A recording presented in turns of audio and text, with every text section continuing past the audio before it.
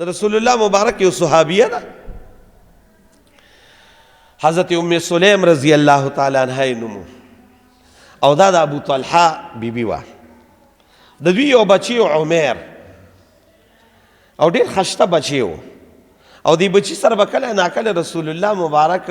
گپ شپ هم لګو ټوکې ټقالې به هم کولې خوشحاله و به یو کمتره به ورسره وه نو هغه رسول الله مبارک یو ځل داسې دغه کړی و دې ځای کې وی عمر ما فعل النور یا کمتره دې څه کړه نو نبی علیہ السلام به ورسره دا کو نو دا عمر بیمار شو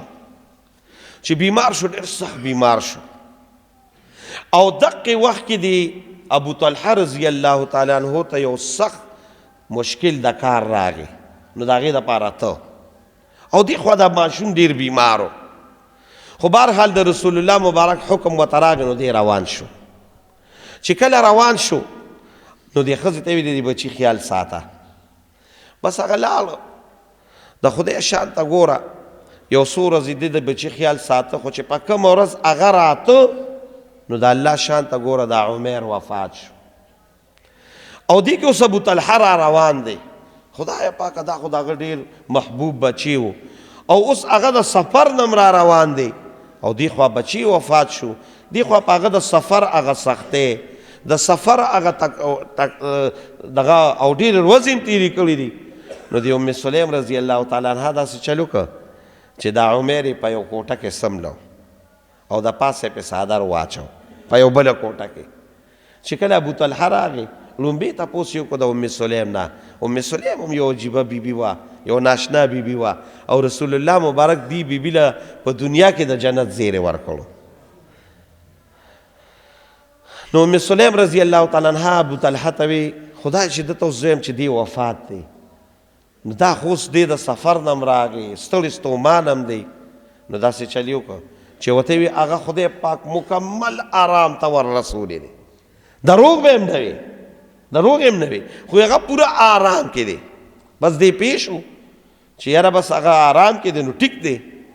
او په دقې ورځ په احادیثو کې باقاعده دا واقعه ده ام سلیم خپل هغه سینګار میک اپ وغیره م وکړه ابو طلحه د ډېرو ورځو نه پس راغلی نو د شپې هغه یو بل سره یو ځیم شو او هغه خپلې خوشحالۍ وکړې سار چې داسې مولا بانګ ووی نو اذان وشو نو ام سلیم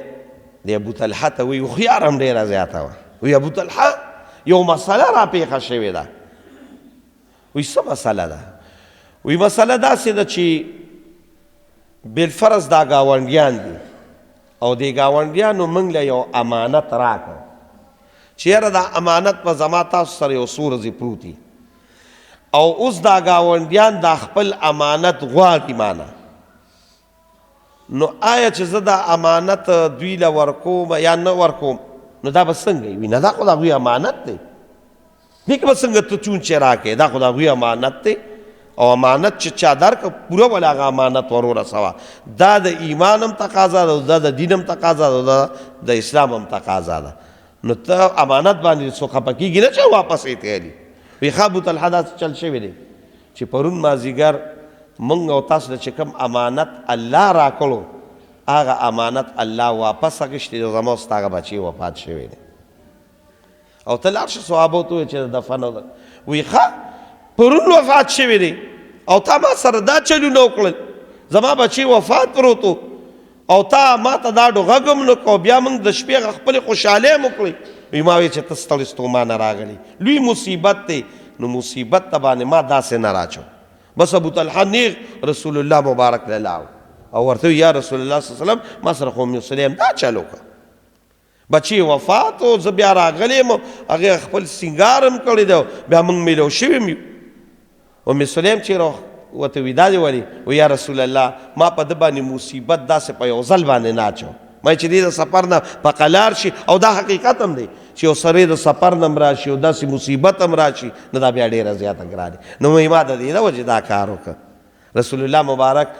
ام سلیم خو ته معلومه وه چې دا یو نیکه بیبي ده وی بلکل دې ټیک کړی دی وی یا رسول الله مبارک مونږ خوشحاله وی داسې چل وي تاسو بېګا میلو شوي بیا وی زه الله رب العالمین به تاسو له چې دا کم میلو دې ښځې ډېر لوی کردار ادا کړی دی ستا د خاوندتوب هغه حق یې ادا کړی دی نو چې تا سره بیګا دا کم خاوند میلو شو او کم میلاوالی شوي دی الله به تعالی د دې نه ډېر لوی خیر درکړي نو څه چلو شو سوره جماله خدای پاک د هغې حمل نه ابو طلحه له یو بچی ورکړه او د هغې بچي نوم یې عبدالله کېښوده او الله هغه عبدالله بیا لوی که او د هغې عبدالله 9 زامنو شو او 9 والا د قرآن بهترین حافظان قاریان او عالمان ته الله جوړ کړ